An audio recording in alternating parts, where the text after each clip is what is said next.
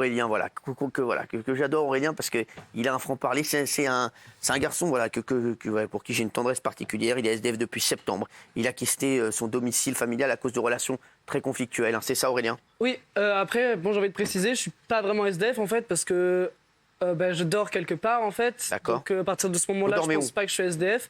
Dans des lieux abandonnés qui ont été donc réhabilités, qu'on a réaménagés ensemble, qui sont menacés d'expulsion et qui ont différentes procédures. Comment vous faites pour survivre? Pour survivre, on fait un potager. Ouais. Et puis il y a des poules aussi qui font des œufs. Et puis il y a de la récup parce qu'il y a énormément de restaurants qui jettent plein de nourriture. Et du coup, on récupère toute la nourriture et on la mange, on la distribue aux autres personnes qui ont faim. Et voilà, après, par rapport à mes parents, moi j'ai envie de dire, papa, maman, je vous aime beaucoup. Si je suis arrivé à la rue, c'est parce que j'ai fait face à beaucoup de rejets et aussi à cause des réseaux sociaux, parce que les réseaux sociaux n'ont pas aidé, c'est-à-dire que j'avais l'impression de me rejeter moi-même, en fait, de regarder mon écran et d'essayer de trouver une solution, sauf que les solutions, en fait, faut les laisser venir, quoi. Pourquoi vous avez quitté votre domicile familial? Pour du boulot, parce que j'avais rien, en fait, là-bas. Moi, j'ai fait que répéter à ma famille que je voulais être artiste pour faire de l'art, en fait, et ils m'ont jamais vraiment empêché de faire de l'art, mais disons que quand je m'exprimais, c'était jamais. Vous avez été accepté quand même aux Beaux-Arts de Bordeaux.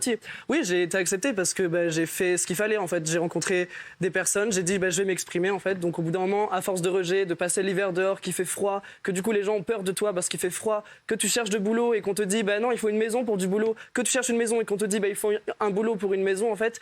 Du coup, moi j'ai dit écoute, moi je sais faire du ukulélé, je sais chanter, je vais faire ça. J'ai rencontré des personnes qui travaillent dans l'événementiel, donc maintenant j'essaie de les suivre. C'est extrêmement compliqué avec les mesures du Covid et aussi avec la peur des gens de se rassembler. Mais on essaye quand même. Vous avez essayé de trouver un travail, vous avez été voir Burger King? Oui, en fait, j'étais au refuge, donc l'association qui loge les homosexuels à la rue.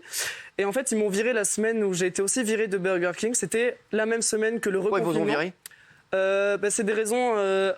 En fait, j'avais un ami qui mettait des jupes et lui, il n'était pas au refuge parce qu'il avait quitté le refuge. Mais bon, du coup, dans un délire, on va dire, de s'accepter, on a dit, ouais, vas-y, on va se travestir, on va rigoler, tout ça. Et en fait, ça a été très mal reçu. On nous a dit, c'est-à-dire la directrice du refuge de Bordeaux, nous a dit, il y a une mosquée à côté, vous pouvez pas faire ça, en fait. Donc, tu vois, il y avait plein de choses négatives. Et un jour, en fait, je suis arrivé au petit matin à mon appartement du refuge et il y avait toutes mes affaires dehors. Sans explication, ils m'ont viré. Et la même semaine, je me suis fait virer de Burger King où j'avais finalement réussi à trouver du boulot après 2 mois à galérer. Alors, Burger King, c'était à cause du confinement, les pauvres. C'était à cause du reconfinement. Ils m'ont dit, on va te recontacter en janvier. Après, une fois que ça sera fini. Mais bien sûr, il n'y a rien eu en janvier. Voilà. Et après, moi, j'ai ma part de responsabilité là-dedans parce qu'à la rue, je pense, j'y suis allé. J'avais une volonté d'y aller. C'est parce que j'ai trouvé quelque chose. Maintenant, j'ai des personnes avec qui je m'entends, avec qui j'échange. Et je pense que c'est pour ça qu'il faut privilégier le contact physique. C'est quoi votre but là maintenant aujourd'hui? C'est trouver un emploi ou trouver une maison? Oui, trouver un petit emploi juste pour maintenir un rythme que j'ai pas des phases où je vais me dire en fait je vais mourir de faim, les gens s'en foutent. Parce que de toute façon c'est faux, on n'est jamais vraiment seul. Et ensuite c'est aussi que les gens comprennent que tout le monde est à la rue en fait. Parfois quand je chante, je vois des gens qui me regardent et qui sont déçus et qui me disent toi t'es encore à la rue, ça me déçoit. Et je lui dis mais toi aussi t'es à la rue, t'es en face de moi. Et pourtant, tu pars, tu vas même pas me parler, tu vas même pas savoir qui je suis, tu vas juste émettre ton jugement à voix haute en plus, et ensuite partir. Et en fait, il n'y a pas vraiment de différence entre les personnes qui vont dans leur appartement et qui descendent dans la rue, dans les restaurants, et les personnes qui restent, qu'on connaît pas trop. Hein. Je pense que vous connaissez pas forcément beaucoup de personnes qui vivent à la rue, qui vagabondent, qui voyagent. Bien sûr. Moi, j'en ai rencontré énormément. C'est des personnes qui viennent de Colombie, des personnes qui viennent du Pérou, qui ont des trucs de fou à nous apprendre, en fait. Et maintenant, il n'y a plus aucun endroit où on peut recevoir ce savoir, à part à la rue. Et en fait, on est obligé de prendre le risque de se faire taper dessus par les policiers pour vivre des choses comme ça. Moi, ça m'est arrivé de me faire taper dessus par des policiers parce que je vendais mes peintures dans la rue. Je les exposais, donc j'avais 1 mètre carré, je prenais jamais plus d'1 mètre carré. J'avais mes peintures là et ça m'est arrivé de me faire taper dessus en fait. Mais voilà, parce que c'est illégal. Du coup, Aurélien, vous avez des super galères. En même temps, vous avez aussi beaucoup d'énergie. Je comprends que vous êtes inscrit aux Beaux-Arts à la rentrée, c'est ça? Oui, j'ai été admis. Mais donc, vous y allez ou pas? Oui. J'ai prévu d'y aller, oui, mais j'ai pas prévu de. Il a besoin d'un boulot alimentaire en fait. J'ai jamais voulu. Du coup, vous avez demandé une bourse ou pas? Alors. Oui, mais j'ai un truc pour toi. Je suis en lien avec une éducatrice de rue qui s'appelle Hélène, que j'adore. Bisous Hélène. Alors j'ai un truc pour toi parce que c'est le dernier mentor de la soirée et je vous demande d'accueillir un grand monsieur, un grand chef cuisinier, Yves Candebord, qui est avec nous.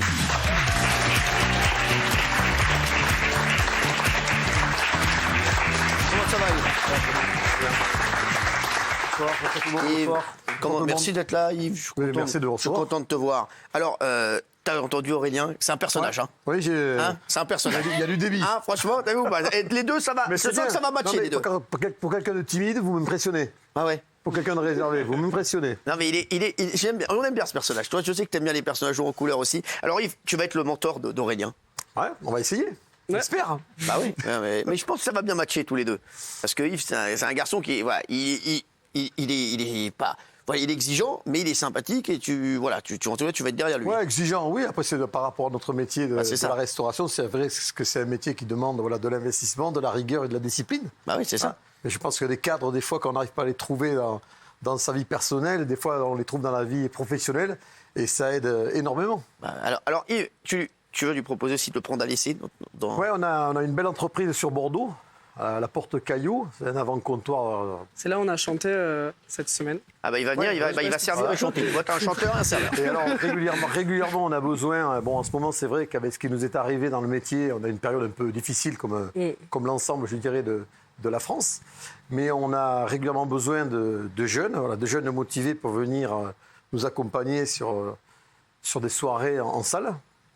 Alors écoute, si tu es d'accord, on va déjà te recevoir.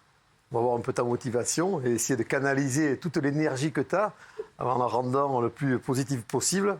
Et surtout, je pense que c'est important de trouver des fois une entreprise, de trouver un travail, parce que ça aide énormément, ça donne de la confiance.